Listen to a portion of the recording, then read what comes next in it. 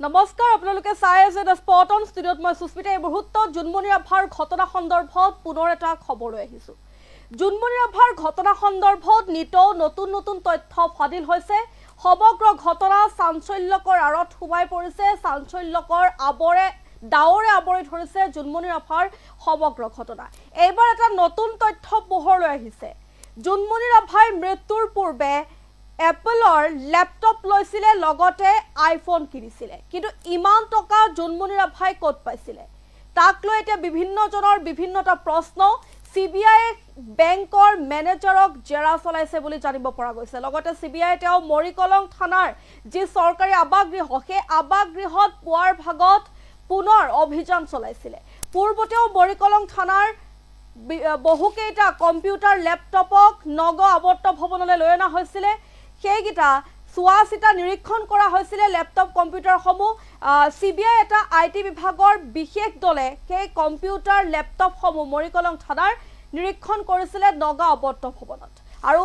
জুনমণি ৰাভাৰ যি চৰকাৰী আবাসগৃহ সেই আবাসগৃহলৈ জুনমণি ৰাভাৰ মাতৃক লগত লৈ গৈছিলে লাভলী কাটিয়াৰৰ নেতৃত্বত থকা সিবিআই দলটোৱে লগতে পুনৰ অভিযান চলাইছে চৰকাৰী আবাসগৃহত কি আছে জুনমণি ৰাভাৰ চৰকাৰী আবাসগৃহত বা কি নথিপত্ৰ পাইছে সেই নথিপত্ৰসমূহত জুনমণি ৰাভাৰ 15 মে নিশা যি ঘটনা সংঘটিত হৈছিলে সেই ঘটনাৰ লগত সেই নথিপত্ৰৰ কিবা লিংক আছে নেকি বা জুনমণি ৰাভাই মৃত্যুৰ পূৰ্বে আইফোন ল্যাপটপ কিনিবলৈ পইচা ক'ত পাইছিলে আৰু সেই আইফোন আৰু ল্যাপটপ এতিয়া বৰ্তমান ক'ত আছে জনাই যাম সবিশেষ জুনমণি ৰাভাৰ ঘটনাৰ সন্দৰ্ভত ন তথ্য মৃত্যুৰ পূৰ্বে জুনমণিয়ে কিনিছিল আইফোন এটা গুৰুত্বপূৰ্ণ খবৰ লৈ আহিছে এই মুহূৰ্তত এপলৰ ল্যাপটপ আৰু দুই বেংক বিষয়াক এতিয়া সিবিআইয়ে জেৰা চলাইছে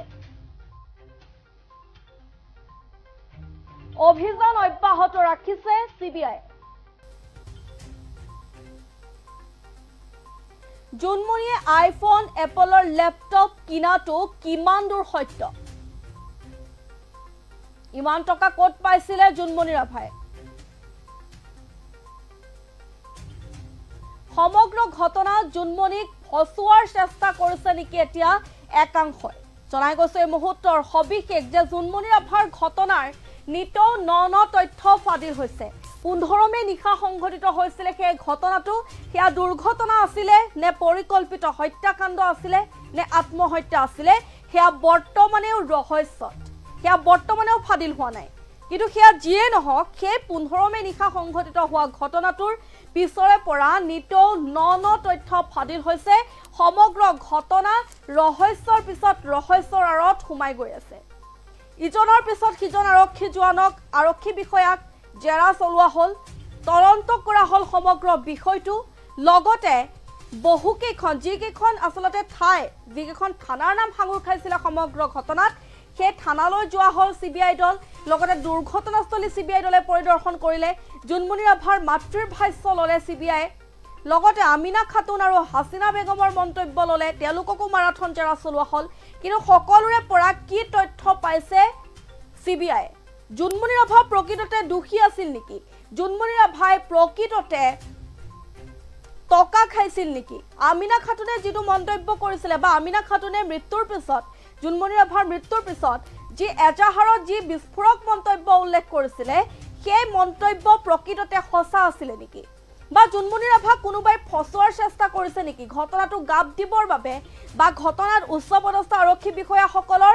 নাম সাঙুৰ খাইছিলে এসপি লীনা দলে বিশেষভাৱে মূল অভিযুক্তৰ ৰূপত এসপি লীনা দলৰ নাম সাঙুৰ খাইছিলে এসপি লীনা দলক বচাবলৈ কোনোবাই এনে ধৰণৰ ষড়যন্ত্ৰ কৰিছে নেকি বা সমগ্ৰ ঘটনা গাপ দিবলৈ চেষ্টা কৰিছে নেকি কোনোবাই যেহেতু ইটোৰ পিছত সিটো তথ্য ফাদিল হৈ আছে জুনমণি ৰাভাৰ মৃত্যুৰ পিছত দুখীৰ নাম যিমান ওলাইছে তেনেস্থলত জুনমণি ৰাভাও দুখী বুলি একাংশই কিন্তু দাবী উত্থাপন কৰি আছে আমিনা খাতুন এক নম্বৰতে আহিছে আমিনা খাতুন তেওঁ জুনমণি ৰাভাই টকা খাইছিলে বুলি নকল সোণৰ ব্যৱসায়ীৰ পৰা টকা খাই বুলি বা টকা লৈ আমিনা খাতুনৰ পুত্ৰক জামিন দিছিলে বুলিও এক বিস্ফোৰক মন্তব্য কৰিছিলে আৰু সেই টকা বিচৰাৰ ফলতে জুনমণি ৰাভাৰ সেই টকাত ফচি যোৱাৰ পিছতে তেওঁৰ ঘৰত অভিযান চলোৱাৰ পিছতে জোনমণি ৰাভাই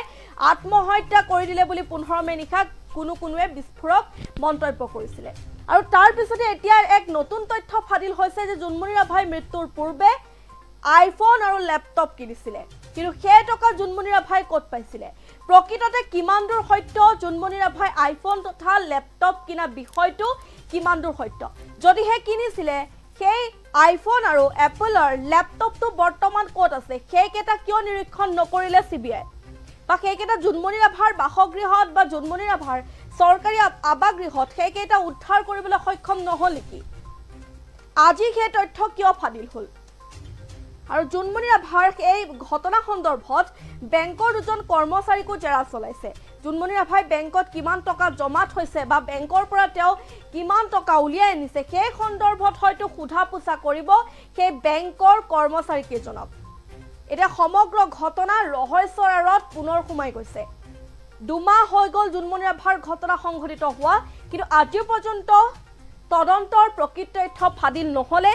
আজিও সিবিআইয়ে ইটোৰ পিছত সিটো তদন্ত কৰি আছে জেৰা চলাই আছে ন তথ্য পোহৰলৈ আহি আছে কিন্তু কোনেও প্ৰকৃতভাৱে বা প্ৰকৃতভাৱে ক'ব নোৱাৰে যে জোনমণি ৰাভাৰ সেই 15 মে নিশা কি সংঘটিত হৈছিলে টকা লৈ ফচাৰ পিছত জোনমণি ৰাভাই নিজে আত্মহত্যা কৰিছিলে নে সেয়া মাষ্টাৰমাইণ্ড কোনো মাষ্টাৰমাইণ্ডে সেই সমগ্ৰ বিষয়টো আওতাত লৈ জোনমণি ৰাভাক পৰিকল্পিতভাৱে হত্যা কৰিছিলে নে জোনমণি ৰাভাৰ গাড়ীখন বাহনখন তীব্ৰবেগী হৈ থকাৰ বাবে দুৰ্ঘটনাত সংঘটিত হৈছিলে সমগ্ৰ বিষয়তে ৰহস্যৰ আঁৰত ইটোৰ পিছত সিটো তথ্য ফাদিল হৈ আছে পুনৰ সিবিআই জেৰা চলাইছে বেংকৰ কৰ্মচাৰীক আৰু এই আইফোন তথা ল্যাপটপ লোৱা বিষয়টোৰ ওপৰতো সিবিআইয়ে তদন্ত কৰিছে অভিযান চলাইছে অতি সোনকালে যে সকলো তথ্য পোহৰলৈ আহে বা কোন দোষী কেনেধৰণেনো দুৰ্ঘটনাটো সংঘটিত হ'ল বা কেনেদৰে সেই 15 মে নিশা জোনমণি ৰাভাই মৃত্যুক আঁকোৱালি ল'ব লগা হ'ল সমগ্ৰ বিষয় অতি সোনকালে আহিব বুলি সোনকালে অসমৰ ৰাজ্যৰ আগত ফুটি উঠিব বুলি বা সমগ্ৰ বিষয়টোৰ যি ফলাফল সেই ফলাফল অতি সোনকালে আহিব বুলি এতিয়া সকলো অধীৰ অপেক্ষাত ৰৈ আছে সিবিআই নিজৰ কাম কৰি আছে মাজে মাজে সিবিআইৰ এটা দুটা খবৰ আমাৰ সংবাদ মাধ্যমৰ হাতত আহি পৰে যে সিবিআই জেৰা চলাই আছে তদন্ত কৰি আছে কিন্তু প্ৰকৃততে সিবিআই কি গতিত লেহেম গতিতে নে দ্ৰুত গতিত জেৰা চলাই আছে সেই বিষয়ক লৈ কোনো জ্ঞাত নহয় সিবিআই নিজৰ কাম কৰি আছে আৰু হয়তো কিছুদিনৰ পিছতেই সমগ্ৰ তথ্য ফাদিল হ'ব সমগ্ৰ ৰহস্য ফাদিল হ'ব ফলাফল ওলাব তদন্ত প্ৰক্ৰিয়াৰ জনাই গৈছে এই মুহূৰ্তৰ শেষ খবৰ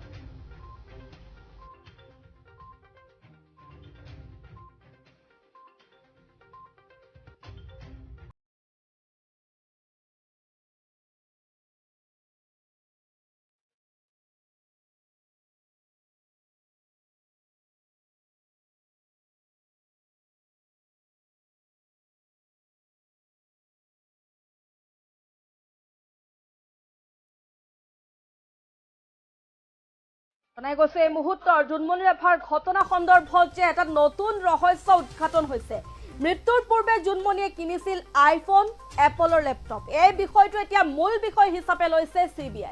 সিবিআই একশন মোডত পুনৰ ঘূৰি আহিছে জোনমণি ৰাভাই মৃত্যুৰ পূৰ্বে আইফোন আৰু এপলৰ ল্যাপটপ লৈছিলে কিন্তু সেই আইফোন আৰু ল্যাপটপটো বৰ্তমান সময়ত ক'ত আছে সিবিআই জোনমণি ৰাভাৰ প্ৰতিটো তথ্য বা প্ৰতিটো ডকুমেণ্ট জোনমণি ৰাভাৰ বাসগৃহৰ পৰা ল্যাপটপ মোবাইল ফোন সকলো সংগ্ৰহ কৰিছিলে সকলো নিৰীক্ষণ কৰিছিলে সিবিআই এটা আইটি ডিপাৰ্টমেণ্টৰ বিশেষ দল দিল্লীৰ পৰা আহি অসমত উপস্থিত হৈছিলেহি আৰু সেই দলটোৱে জোনমণি ৰাভাৰ যিসমূহ ইলেক্ট্ৰিকেল ডিভাইচ সেই ইলেক্ট্ৰিকেল ডিভাইচসমূহ সেই দলটোৱে তন্নকৈ নিৰীক্ষণ কৰিছিলে আৰু বৰ্তমান কিন্তু সেই নতুন এক তথ্য পোহৰলৈ আহিছে নতুন এক ৰহস্য উদ্ঘাটন হৈছে যে জোনমণি ৰাভাই মৃত্যু হোৱাৰ পূৰ্বে এপলৰ ল্যাপটপ আৰু আইফোন কিনিছিলে কিন্তু তেওঁ কোৰ পৰা টকা পাইছিলে বা তেওঁ দৰমহাৰ টকাৰে সেয়া কিনিছিলে নে তেওঁ জমা টকাৰে কিনিছিলে বেংকৰ পৰা তেওঁ কেতিয়া টকা উলিয়াইছিলে সমগ্ৰ বিষয়ৰ ওপৰত এতিয়া তদন্ত পুনৰ কৰিছে সিবিআই আৰু বেংকৰ কৰ্মচাৰী দুজনক সিবিআইয়ে জেৰা চলাইছে যে জোনমণি ৰাভাই বেংকৰ পৰা টকা উলিয়াইছিলে নেকি বা জোনমণি ৰাভাই বেংকত কিমান টকা জমা থৈছিলে সেই সমগ্ৰ বিষয়ক লৈ বেংকৰ কৰ্মচাৰী দুজনক জেৰা চলাইছে এতিয়া সিবিআই দলে নিজৰ কাম নিৰপেক্ষভাৱে সিবিআই কৰি আছে ইটোৰ পিছত সিটো ৰহস্য ওলাই আছে আৰু ইয়াতে আৰু এটা কথা আহি পৰে যে এই সমগ্ৰ বিষয়টো যে ওলাইছে সেই বিষয়ৰ ওপৰত যে জোনমণি ৰাভাৰ ঘটনাক গাপ দিবলৈ বা সমগ্ৰ দুখ জোনমণি ৰাভাৰ নিজৰ ওপৰতে জাপি দিবলৈ বা অৱশেষত জোনমণি ৰাভাৰ সেই 15 মে নিশা হোৱা ঘটনাটো আত্মহত্যাৰ ৰূপ দিবলৈ কোনোবাই ষড়যন্ত্ৰ কৰিছে নেকি বা কোনোবাই জোনমণি ৰাভাক ফচুৱাৰ চেষ্টা কৰিছে নেকি এনে ধৰণৰ কথা উলিয়ায় তাক লৈ এতিয়া বিভিন্নজনে বিভিন্ন ধৰণৰ প্ৰশ্ন কৰিছে কিয়নো এটা দুটা কথা সত্য হলেও অনিল ভূঞা যিজনৰ এটা কল ৰেকৰ্ডিং ভাইৰেল হৈ পৰিছিল তেওঁ এজন আৰক্ষী জোৱান আছিল তেওঁতো কিহৰ স্বাৰ্থত সেই কল ৰেকৰ্ডিঙত কথাসমূহ পতা নাছিলে তেওঁৰ কোনো স্বাৰ্থ নাছিলে তেওঁ খোলা মনে তেওঁ নিজৰ ভাগিনীকৰ লগত সেই কল ৰেকৰ্ডিংটোত কথোপকথন কৰিছিলে পিছত ভাইৰেল হৈ পৰাৰ পিছত তেওঁ নিজৰ মনোভাৱ প্ৰকাশ কৰিছিল বুলি কৈছিলে কিয়নো তেওঁক হয়তো কোনোবাই উচ্চ পদস্থ বিষয়াসকলে ভয় ভাবুকি দিছিলে চাকৰি খাই দিম বুলি সেয়েহে তেওঁ সেই ফোন কল ৰেকৰ্ডিংটোত আগদিনাখন ভাইৰেল হৈছিল আৰু পিছদিনা তেওঁ সংবাদ মাধ্যমৰ আগত নিজৰ মনোভাৱ প্ৰকাশ কৰিছিল বুলি কৈছিলে আৰু সমগ্ৰ ঘটনাৰ এছপি লীনা দলেক সকলোৱে জেৰা চলাবলৈ কৈ থকাৰ পিছতো কিয় এছপি লীনা দলেক জেৰা চলোৱা নহলে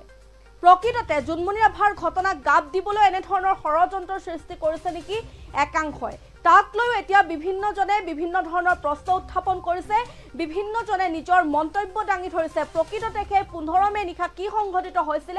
জোনমণি ৰাভাৰ লগত সেয়া দুৰ্ঘটনা আছিল নে পৰিকল্পিত হত্যাকাণ্ড নে আত্মহত্যা আছিল সেয়া সময়তহে লক্ষণীয় হ'ব জনাই গৈছে এই মুহূৰ্তৰ জোনমণি ৰাভাৰ ঘটনা সন্দৰ্ভত এই খবৰ